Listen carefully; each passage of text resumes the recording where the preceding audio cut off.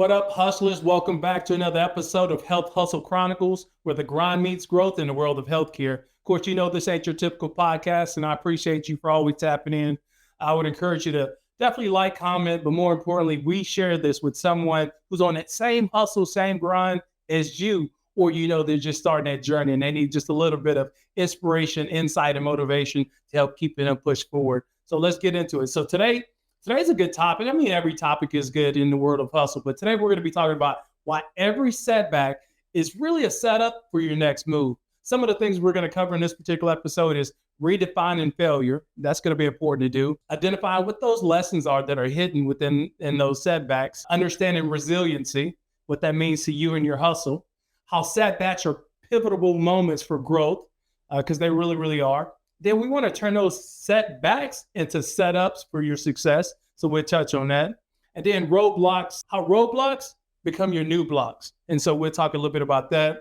Understanding how patience and timing plays a role in your success. And then lastly, we'll end it out with practical tips for navigating setbacks. So before we get too deep in this, let me go and hit you with that theme music. We got to get it going. From the Health Hustle Chronicles, where the grind meets growth in the world of healthcare. This ain't your typical podcast. I'm here to shine light on the talent that's out there hustling every day. Introduce you to coaches who can level up your game and break down exactly how you can climb the ladder in this industry. Whether you're just stepping in or already in the trenches, I'm going to give you the real deal on how to elevate beyond the road and claim what's yours. I'm talking about unlocking opportunities that seem hidden, finding leadership when it feels like no one's got your back, and building a roadmap to success even when the path ain't clear. From time management to battling self-doubt, lack of mentorship, to the struggle of getting noticed. I get it. I've been there. And I'm going to bring you that hustle mindset with every episode, so you can take that next step towards career growth and wealth. If you're ready to go beyond surviving and start thriving in healthcare, then this podcast is for you. It's time to hustle harder, grow smarter, and elevate together. Let's get it, hustlers. Let's get it, hustlers. I love that, man. For me, it sets the tone on what we're going to get into, why we're even here, why we're even out here hustling, who it's for. So today, once again, thank you for joining. We're going to be discussing why every setback is really a setup for your next move. One of the beginning topic is redefining failure, how really understanding it's not the end and it's a detour. We're going to explore how society, it really teaches us that failure is like the end of the road. Raise your hand if you've seen something, whether it was a post, it was a comment, maybe it's been on your local news, in your classroom, maybe at college, in your work site, where people just feel like, man, they failed one time and they think, the world is over. It's coming to an end. Listen, let me be the first one to tell you this. That's not the case. It's not the case at all. You should, in my opinion, you should embrace the idea of failing. You really, really should, because that's where you gain your experience from, right? This is how we're going to turn those setbacks into your setups for our next move. Failure helps you with clarity. Failure helps you with understanding. Failure helps you with planning. Failure helps you with resiliency. Failure helps you with foresight. Failure helps you with mentorship. Failure just helps you become a better version of yourself, and then helps you redefine and refocus on that hustle that you're going after. So let me be the first one to tell you, if you've never heard it from anybody, go out there and go fail at something. Like real talk, go out there and go fail at something. If you haven't failed from anything, you probably haven't learned from anything. So squash all that you're hearing out in the news, out in your work site, out in your college, out at your job, that you're hearing on social media, where people make it look like failure's the end. Think about this. Okay, we're going to talk a little bit about sports. I'm going to equate that into the situation today. You probably have your favorite team. I don't care what level, from peewee, all the way up to, professional sports. And oftentimes you see, like, maybe you got your favorite team. Of course, I'm a Dallas Cowboy fan. Listen, don't hate me for it, but I thought everybody was a Cowboy fan until recently. I didn't realize there were other, NFL teams out there, which there happen to be. And for a lot of us Cowboy fans, and I'm going to come back to the topic, but for a lot of us Cowboy fans, listen, it's a hard time right now being a Cowboy fan. But back to it. We've been through, as the Dallas Cowboys, we've been through several coaches over the last 20 years, right? And You've probably experienced this with your team. Maybe it's your NFL team, NHL team, your soccer team. They've experienced transitions at that leadership team. And what happens? That coach, they ended up going somewhere else, getting another gig. Whether it's a head coaching job, coordinator job, they've really repositioned their talents to allow them to continue to move forward, right? So they took that setback and then they turned it into an opportunity to create another opportunity for themselves. So they can do that in the professional world, right? Why can't you do that? I'm just saying, like, for real, why can't you do that? And this isn't every day. Like, okay, I've done this firsthand. I left one company and I go to another company. And then when I'm with that other company, what I want to do is I want to reach back to the people that I've worked with before that I'm comfortable with, right? And so I'll give them a call and say, hey, listen, I'm over here. I have this opportunity for you. I would love for you to come join me over here. And generally speaking, you're able to get those people because you built that relationship with them, right? What happened? I left one company and a lot of people think, oh man, Patrick's no longer here anymore. Maybe, I got fired from that job. That's happened before. If it happened to you, I would encourage it. Oh, I wouldn't say I'd encourage you to get fired, but I would like you to understand the experience and how resiliency positions you to be able to have growth and move forward with other opportunities. Oftentimes it creates opportunities for you. Sometimes you got to leave a job to elevate beyond the role. True story. I mean, you have to sometimes. This is not for everybody. So I don't want you to come into this podcast and get that Patrick said, I need to be fired in order to grow. That's not the case. I'm saying there's opportunities to experience and learn new things and grow from things after things have actually happened to you. So examples, I mean, these are just examples I'm giving. Your coach has been turned over. You've worked for a different boss. Maybe you got fired, you became the boss, and then you reached back to help somebody else to join your team, right? And what you learn from that is, I need to surround myself with other people who think like me, who have a vision like me, who have my best interests at hand, and also people who can help me navigate the rough waters when I kind of get lost during that path. That's what failure can do for you. Failure can give you that clarity. Here's some other things you need to think. There's so many hidden things within a setback. So setbacks, here I got it on here, what I read. Setbacks carry valuable lessons that can help you sharpen your skills, focus on your goals, build resiliency. I put on here, I want to talk about what you can learn from this rather than. So a lot of us, we have a victim mindset. And I'm not going to blame you for it. Some of this is cultural, some of this is upbringing. Some of this is for whatever reason, you got a victim mindset. And in that victim mindset, you always question why things happen to you. We'll pause there for a minute. I'm going to take a sip on this and see if that's you. And this is water, like always. I got to stay hydrated. It's important for the skin. I got to keep the skin looking good, man. Come on, that's important for the skin, so I got to drink my water. But there's a lot of us out there, we question, why did it happen to me? And then we have this victim mindset as opposed to saying, well, what can I do differently? How can I grow from this? So this is what happens. And you probably have people in your life like this. They get fired from their job. Their hours got cut. Their phone got cut off. They're being evicted, from their apartments. They're behind on their car bills. I mean, and all these may be you. I'm not judging you. All these things I share with you, I've been there, done that before. Okay? Everything, right? It's all happened to me before. Now, obviously I've grown past that, but that's where there's lessons and setbacks, right? So when you have that victim mentality, it prevents you from rising or growing beyond it. Instead, your victim mentality, you're asking yourself, why me? It keeps you grounded at a level that you can't move past from because your mind won't open up past that level.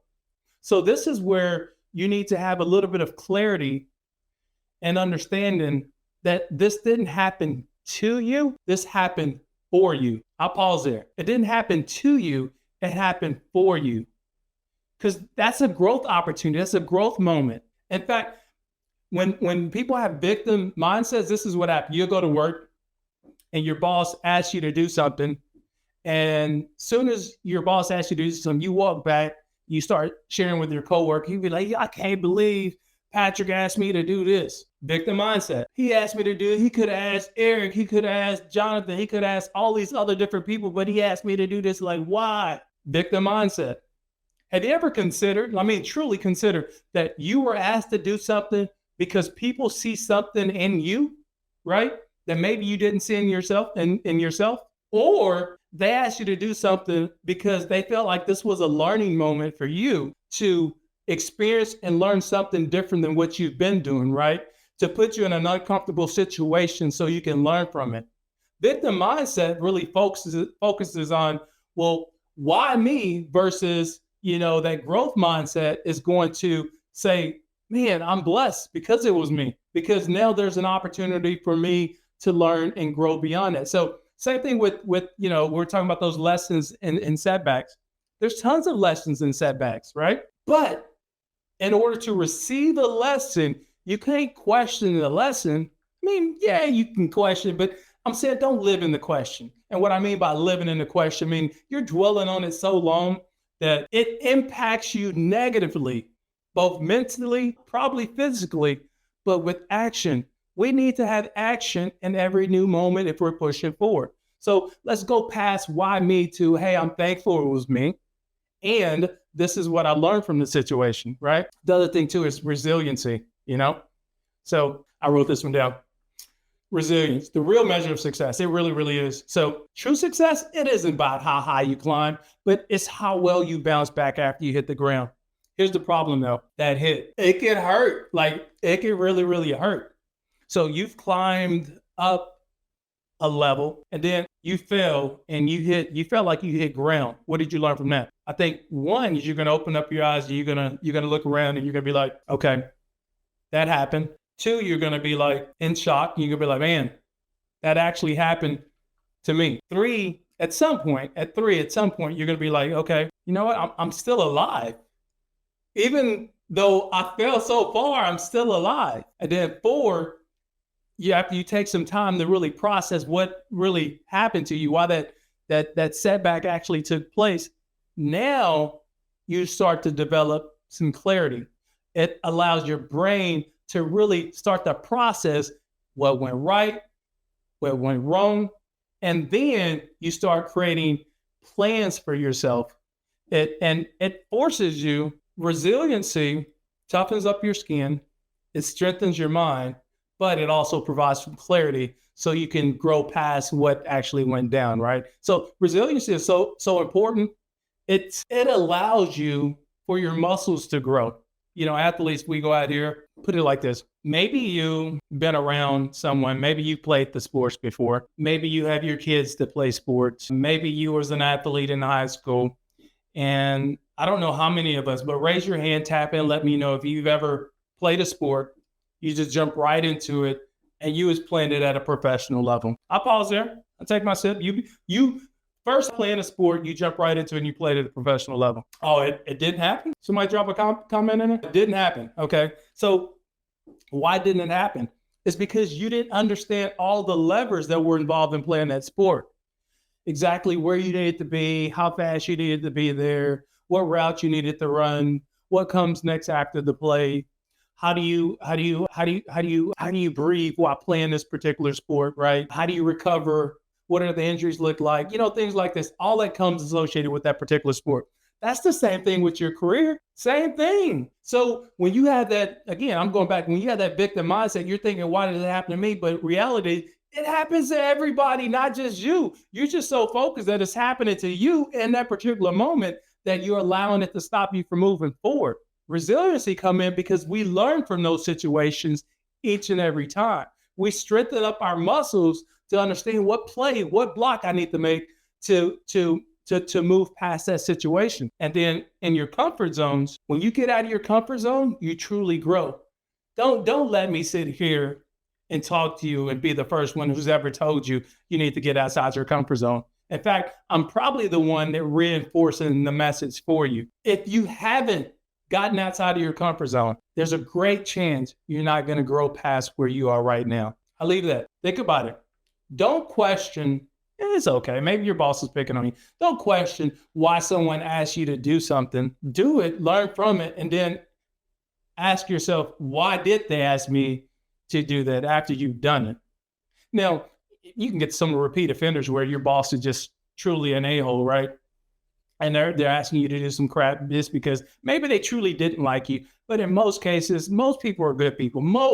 I'm not saying all, most people are good people. But if we're climbing that ladder, we're doing something different, we're making these moves in our lives, people ask you to do stuff because one, delegation is a great leadership trait, and you should learn how to delegate so other people can do stuff for you, take things off your plate. Two, it positions your team to grow, right? From challenges and opportunities. And then three, for you, it positions you to be the best version of yourself and really exceed in doing whatever you're asked to do. So that could be a separator between you and your peers as well. Setups are pivotal moments for growth. It's in the struggle that you develop new skills, you find new passions, or discover different ways to approach a goal. Think about this right here. It's in the struggle that you develop new skills, find new passions, or discover different ways to approach a goal. Tap in, let me know what's happened to you. How did the struggle develop your skills? I remember early on, I was trying to grow my career as a young professional. So I joined this group. And in this group, you had to take several rounds of interviews to actually get entrance into the group. And the first time I went through this path of joining this group, I took the several interviews and I did not get into the group. So this was round one. I did not get into the group. The second time I actually went through these panel of interviews, and this was a leadership group, okay? I was trying to learn how to become a better version of myself, be a better leader, right? The second time I went through all these group of interviews, I actually got in. And I got in because I learned from the first round. I had experience. I knew some of the questions. I knew how to operate. I knew how to make eye contact. I knew how to sit up straight. I knew exactly the speed and momentum of which I should answer questions. I knew how much detail I should provide. I knew how to create examples that they were looking for that's going to help them gain insight into the message that I was trying to carry, right? But the first time I didn't make it. Like I didn't make it the first time. I didn't get in at all. But the second time when I got in, I was happy that I got in. But here's a problem. I got some feedback. We all love feedback, right? Some of us out there love feedback, and that's great. Sidebar. I did a poll on LinkedIn and I asked if feedback was a privilege. And in my opinion, I believe feedback is, because the minute that somebody stops giving you feedback, a couple of things happen. Either they stop believing in you and they've moved on past you, or they have no confidence in you and they're getting ready to get rid of you. Like you're not going to be there anymore. So you should value getting feedback from anybody, right? Even if the feedback isn't warranted, try to find a silver lining in the feedback you're getting. But back to, this particular place. So this is my second time doing these round of interviews. I didn't get in the first time. The second go round, I actually got in. And then towards the end of it, they give you feedback of what went right and then areas that you can improve in. And then one of the areas that they said that I can improve in was, they said I was a little too jovial. So I'm a jokester. I like to laugh. I like to joke. I've always been, that kind of class clown in high school or whatnot. And they told me I was a little bit too jovial. And in my head, I was thinking, what are you talking about? Like I'm me. I'm going to be myself. I'm not going to change for anybody else. Like I am that laughing guy. It wasn't until later, and I'm talking about years later, that I actually learned from being too jovial. Okay. So the market and the climate and the corporate world has been changing, right? And as we transition from he and her to them and they, which I'm not saying there's anything wrong with that at all, but as we transition, that lets you know that the economy, not the economy, but the world, the way we talk to people, the way we view people, that's all has changed, right? And so you want to respect people, right? Being jovial one day led me to, this was after, and this was, man, I had great success too. This was after I had great success in the corporate world with the technology company, sold a technology company for multi-millions of dollars back at the end of 2018, beginning of 2019, right? And so we fast forward, we all know what happened in March of 2020, right? The pandemic hit. So here I am, we sold that company. My position ended up being eliminated from that tech company only because generally speaking, what happens is they move people into, after a massive exit happens or transition takes place, they generally like to move their own team in, and that team could really buy into their culture and focus on the way they want to accomplish things, right? So my position ended up getting eliminated, which I had no fault, no gripe. We have already sold the company. I made my money. I was happy with the opportunities. I went to a smaller organization, and in this small organization, it was a similar role. I wouldn't say it was a startup, but they're in growth mode, and they were looking to really grow beyond where they were today, right? And I had the skill sets. I knew I can do it 100%. So was happy to be there. Smaller teams, more granular focus on the details, which was important to them. It was important to me. But we're speaking of jovial. I remember there was something that happened. There was a stripper that had fallen from the pole in Dallas. And she went from here all the way to there, and she fell. And I made a joke to my team about what had happened. Well, we know the climate that we're in. That got into HR. HR didn't agree. That's not part of the company policies, So being jovial in that situation actually got me canned. Like I got canned from a job because I was laughing at a situation, and I wasn't laughing at the person. I was just laughing at, like, how did something like that happen, right? But it happens. But that's where you take those setbacks and you turn them into growth opportunities. Because they gave me during going through that leadership ramp, they gave me that feedback. Man, it was probably like 10 years prior, but it wasn't until 10 years later where it actually bit me in the butt, right? And I learned from it. But this is where somebody was trying to pre-warn me that, hey, you can be who you are, and that's cool, but you also have to know the decisions that you're in. I share this with you, but you may make fun of me. You may draw some comments and be like, how could you ever do something like that? But, I was being myself. And in being myself in that situation, I actually learned from it. So, I'm putting these podcasts out here and I'm talking about various things, life experiences, because if this happened to me, there's an opportunity it can happen to you or somebody else. So if you can hit them to game, or I can share some game with you to help you move past those situations that you don't have to experience that anymore, then we learn together, right? Or you learn from other people. So that's how you want to take setbacks and move them into growth. But you also want to take your setback and you want to turn it into your next setup, right? So the way you do this, you want to reflect, you want to reset, and then you want to re-strategize. Reflect. Take a few minutes, and actually it's going to be more than a few minutes, but you're going to take some time and reflect. What did I do right? What did I do wrong? How can I improve? You're going to start planning in those moments, but then you're also going to reset.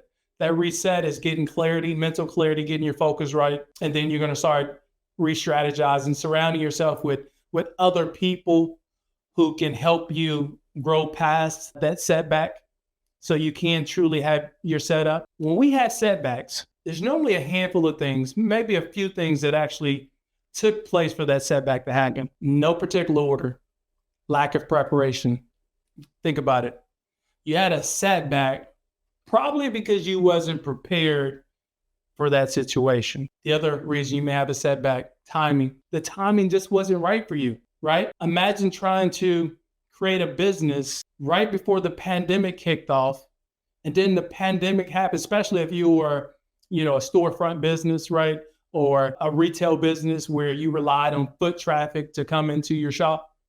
And then the pandemic happened, and we know the cities were closed down for weeks and months, and everyone had to do things differently. And then the other reason why setbacks happen is resources. You wasn't prepared financially. You didn't have the assistance that you needed from a service standpoint. I mean, it's just resources in general. You just wasn't fully prepared from a standpoint. There's a silver lining though. And that silver lining is setbacks generally reveal blind spots. Let's sip to that one. Think about it. It generally reveals blind spots. Okay. So nowadays we got these nice fancy cars. You swerve lanes. What happens? I go right. There's a little blinker on my side mirror that's letting me know, especially if you got a newer car, that's letting me know, hey, there's either pedestrian or a vehicle on my right hand side. Swerve left. Guess what? I got that same that blinker letting me know that there's a pedestrian or vehicle on my left hand side. Why did that come about? Well, we learned as a society that we've been hitting enough people from the left and from the right side, whether it's a pedestrian, a car, whatever it was. We've been hitting it so many times that there's this big uproar that we need to do something different. And what is that different thing? Well, that different thing happened to be the technology of putting those blinkers on the left and right hand side. We did that for a vehicle. What are you doing for your career? What are your blinkers? What's going to help you swerve left and right? What are those blinkers? It comes from those setbacks. Those setbacks are those blinkers. You've hit enough people. You've made enough mistakes. You've swerved enough left and right where now you decided, man, you know what? If only I had blinkers. Those blinkers for you are those setbacks. Those setbacks tell you that, hey, I need to go back. I need to now create a blinker system for me that's going to help me prevent me from hitting other people. And if you equate this to, the hustle that you're on, that setback, those blinkers is going to help you identify new opportunities and new ways forward from making those same mistakes before. I titled this next one, Roadblocks to New Roads. So I'm a little older than some of you guys. So I remember when there was MapQuest. MapQuest was on the scene. We used that to print out our navigation, where you're going to go. And you're going to downtown, and downtown for me happens to be 45 minutes an hour away. So you print out your directions and it helps you get there. Nowadays, we got these new fancy technology. There's all the different, I'm not going to name any because none of these people are branded, but we got all these different ways to navigate to and from wherever our destination is. And generally speaking, it's probably about 93, 95% effective. Nowadays, we can identify roadblocks before you even get to it. We're talking about miles up the road, 10 miles up the road. Hey, there's going to be a traffic jam. It lets you know about that. Hey, there's going to be a detour, so you need to go here, right? And that's cool.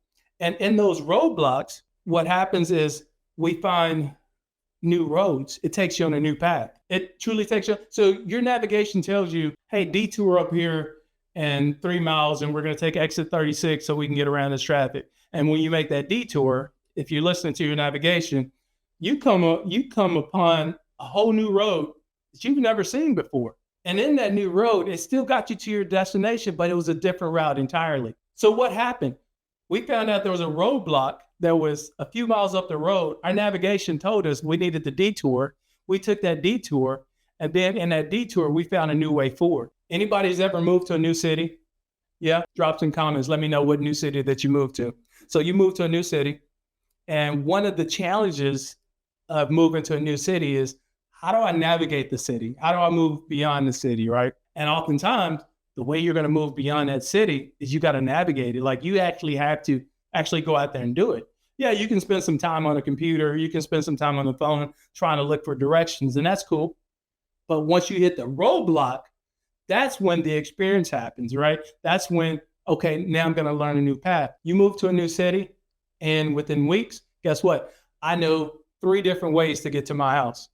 You move to a new city, guess what? Within weeks, I know 2-3 different ways to get to my place of employment. You move to a different city, and guess what? Within 2 or 3 weeks, I know 2 or 3 different stores that I'm going to frequent, and I know how to get there. The roadblock is the new city. The roadblock is your thought process. The new path forward is the new route that you took. You ever took a new route, the navigation took you, and then you're like, wow, this is beautiful out here. These new homes that they built. Oh, this new shopping center, this new district that they built. Oh, there's a brand new school over here. It'll be great for my little one to go to. That roadblock that just happened a few miles up provided you with a new road that you can go on to experience new things. That's just like the way you hustle. The way you hustle forward is you have to actually get on the road, one, right? And then once you're on the road, those roadblocks happen. And in those roadblocks, opportunities are created where you find a new path forward. There's a brand new road on the left-hand side. There's a brand new road on the right-hand side. I didn't even know if I make a U-turn right here and then make it right here, I can actually get to my destination. You found that because you hit a roadblock. Same thing with your hustle. Hit those roadblocks, and guess what? You may actually find a new way forward. The other one here, patience and timing. Timing is absolutely everything. Sometimes you're ready for success, but the situation or that opportunity, it isn't quite ready for you. I'll repeat that again. Sometimes you're ready for success, but the situation or the opportunity it isn't ready for you. I remember when I was 19, probably a little bit younger than that. So let's just say when I was in high school, I remember in high school, and maybe this is you, we had this envision of what our careers look like. And I used to tell myself, man, by like 30, I want to be rich. I want to have, this big house. This is the car I'm going to be driving. Like, I want to get it early. Like, I want that money in my account because I'm not going to be out here hustling and grinding, right? Now, at 30, did I get rich? No, I didn't. No, it didn't happen. Does that mean I wasn't trying? No. Did that mean I didn't have a plan? No. It didn't happen because I wasn't ready. It didn't happen because I didn't have enough experience. It didn't happen because there was more for me to learn. It didn't happen because there was additional resources that I needed to have around me in order to position me to fully excel or embrace that opportunity. Many of us, we've looked at a famous person, whether it's an entrepreneur, an athlete, a movie star, whomever, right? Somebody that you admire, a singer, an artist, anyone who's in that professional realm, you look at them, you're like, wow, I admire them. I wish I could do that, but only if I had their money. If only I had their money, I could do the same thing. Or you hear the stories of people hitting the lottery, right? And then what happens within, 7 to 10 years, they're broke again. Yeah, the situation happened to them. They gained that success, but they wasn't ready for it. And I'm not saying shy away from opportunities that you're not ready for. I'm just saying patience and timing is everything, because you can actually go from making $1,000 a week to $20,000 a week. And you're out there grinding, you're balling, you're hustling and doing all this stuff, but then you lose your money because you wasn't ready for that situation. So a lot of us will raise our hand and say, you know what, I would want to do that any day. That's great. But going all the way up here and then come all the way back and then climbing all the way back up again, that's a tough climb. We want to be strategic about it. So sometimes the universe allows you to know when you're ready for those opportunities. Those opportunities generally continue to present themselves when you continue your hustle and grind. So what I want to share with you is you definitely want to have patience, but timing is often everything. But timing can also be on you. Sometimes we face a little bit of setback and then we stop altogether doing what we were hustling for. And then you don't resume that until later. What I'm telling you is you keep doing what you're doing, but if the thing doesn't happen for you right then and there, it's okay. But I would encourage you to keep pushing forward, because you pushing forward, one, you have that resiliency, right? Two, you found a path forward and you understand that the timing didn't work for me right now, but I'm going to keep pushing forward. I'm going to keep hustling forward because I know it's going to help me get there. And then three, when now you develop experiences, you've built up your skin, your mind is a lot more sharpened. You understand those setbacks you faced before. You understand the resources that are required. Your checking and balancing is a lot better. Your network is a lot stronger than what it was before. You're a lot more prepared for when success happens. I equate it to social media. Some of us could post something and it blows up. And you are grateful that that particular post blowed up, but you wasn't able to capitalize on it. And what I mean by that is you wanted to have that fame, that recognition, that level of insight into whatever you were doing, but maybe you were building a business, or you were thinking that I was building a business and you put this post out there and it went viral, but your business wasn't ready for that virality for your business. You went viral, but it created no dollars and cents. Everybody remember when Snoop Dogg did the solo self, and they're not a sponsor or whatnot, but they were all mad that his first marketing with them, it didn't equate as much demand as they thought it was going to be. So he went and did it twice. And then the second time, it was a whole lot better because he pointed out, hey, go buy one of these solo stoves, right? That's what happens when timing. So last topic here is practical tips for navigating setbacks. You need to have a recovery plan. And your recovery plan is where you allow yourself to break down what went wrong, what you're going to learn from it, and then adjusting for those next steps. I interviewed for when I transitioned out of the military, I interviewed for a sales role. I was super excited. And this is back in the day where jobs were still posted in the newspaper. So I'm kind of dating myself, but jobs were posted in the newspaper. It was posted in the newspaper. And I went and interviewed for the job, dressed. I looked great. I felt like I was prepared, and I didn't get the job. I actually lost out to another person that was there interviewing with me. I didn't get the job. And I was heartbroken because I felt like this was going to be a great opportunity for my career. I really wanted this position. I just didn't get the job. I felt like I was prepared, but what I learned from that is I wasn't prepared enough. So we're going to fast forward like 6 weeks, maybe 2 months later, and I'm back in the newspaper again. I hadn't found what I was looking for yet. So I'm still looking for employment, right? And that same company posted that same position again. So I'm thinking, wow, maybe I guess the person didn't work out. So I reapplied for the position. And for a second time, I got a second interview. And I went in there this time understanding where I felt short because I created a recovery plan. I sat down, I really broke down what went wrong, what I learned from this situation, and adjusted. So this next time I went back in there and interviewed for this position, man, I was sharper than sharp. I was one of those like those knives, man, where it just cuts when you barely touch the tip. That boy was sharp. You would be proud of me. You really, really would. Man, I was ready to go. And I answered every single question. I had responses. I had situations. I had my successes. I was able to talk to the outcomes that I would be able to contribute to the organization. I was fully prepared and ready to go. Well, why was I prepared for that?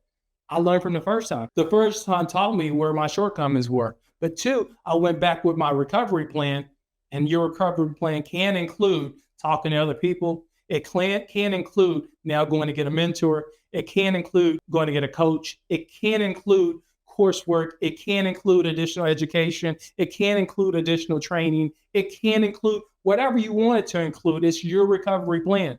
But in that recovery plan is where you repurpose yourself and then you go and do it again. So my practical tip for you for navigating setbacks is take every setback as an opportunity to grow from it. Take every setback as an opportunity to grow from it.